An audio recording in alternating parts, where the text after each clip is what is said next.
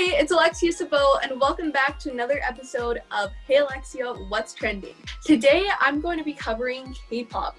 So, EXO-L, ARMY, Blinks, and more, this one's for you.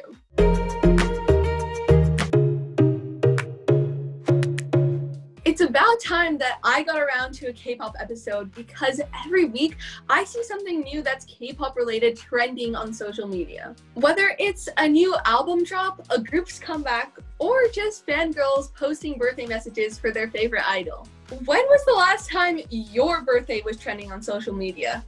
Can't say that I know the feeling. So what makes K-pop fans stand so hard? Before I get into that part, I need to brush up on some of my K-pop terminology. So first, K-pop. It's produced in South Korea and it's inspired by many different music genres like pop, hip-hop, R&B, country, and more. Number two is idol. This is what K-pop fans call the personalities or celebrities in the groups. So think of it like we call celebrities celebs, they call them idols. Number three is bias. This is what you call your favorite idol in a musical group. So, for example, if there's any CBC Kids news stands out there, they could say that Alexia is their bias. Hey, a girl can dream. And last but not least, aegyo. These are cute little face expressions or movements that idols do which make the fans go crazy. Speaking of aegyo, introducing the Hey Alexia,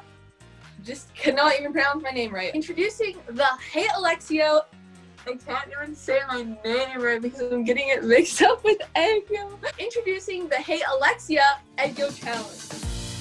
Oh, I've seen this one before. I've seen Minecraft streamers do this. Yeah, so like...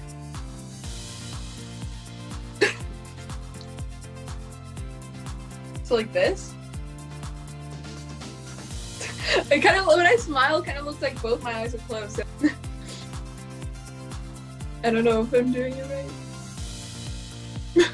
You guys should definitely try the Hey Alexia aegyo challenge. Make sure to tag me and CBC Kids News so we can see it. Now, let's talk to a K-pop expert. When did K-pop explode in the North America scene? So there's technically two answers to that. I think the main one is in 2012 when Psy kind of broke out with Gangnam Style. Oppan Gangnam Style. And it became a really big viral hit. It was kind of the first video on YouTube to hit 1 billion views. Psy was everywhere in North America. He was on TV shows, his song was on the radio, he was showing up at award shows. But I do think a lot of people in Korea think that that song is more of a gimmick and not really representative of K-pop as a whole. So I think the real answer to when K-pop really exploded is kind of more in the past few years with the mega success of groups like BTS and Blackpink. BTS obviously have 3 #1 Billboard hits. They recently got their first Grammy nomination. So these are kind of like heights that we've never really seen a K-pop group hit before. K-pop has been trying to break through in the US for the past like 10 or so years. Back then you might have noticed groups like Big Bang or Girls' Generation trying really hard to break through, but just not really having the same success. I think it's a really easy genre to get into because K-pop is kind of a full package. It's like crazy choreography. It's really big, flashy music videos. Ice cream, chillin', chillin', ice cream, chillin'. It's a certain look and style to all of them, but also like their music is a mashup of a bunch of different genres. So there's like Latin influences, there's hip hop influence, there's dance and EDM influence. So I think that there's a way in for everyone and there's something for everyone there. So why do BTS and Blackpink have such a big success versus Big Bang and Girl Generation? How come they were the ones to break through? I mean, sometimes I think it's just timing. Recently with online streaming,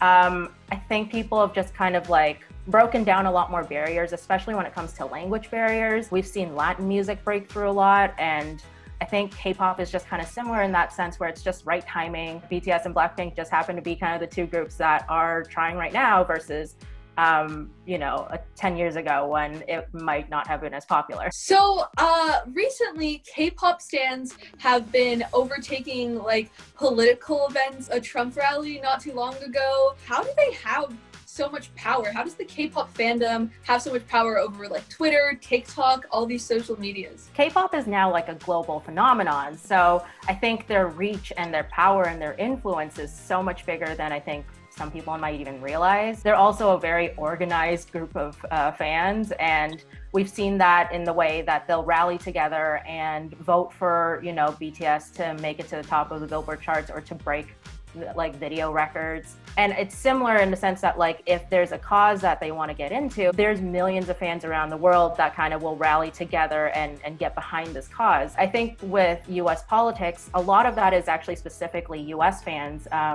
of K-pop. The US has a very big and diverse K-pop fandom. With the instance of the rally, it's like once, you know, a few fans kind of come together and rally against this, it's like really easy to kind of get the rest of the fandom around it. Although I will note that like I think with that example, a lot of Korean fans are maybe not entirely comfortable with it, but that's kind of the thing with like a global fandom is that like, you know, certain factions can kind of get behind certain things. So what do you think the future holds for K-pop in North America? I mean, I hope it gets bigger. I mean, I know, like we've said, BTS and Blackpink are the biggest artists. I think there's a lot of room there for other artists who are kind of breaking through right now. NCT 127, 17, Twice. I would hope that there's, you know, more room for those artists to also break records and like top the charts. But also I think K-pop has really, you know, broken down a lot of barriers in terms of Asian representation.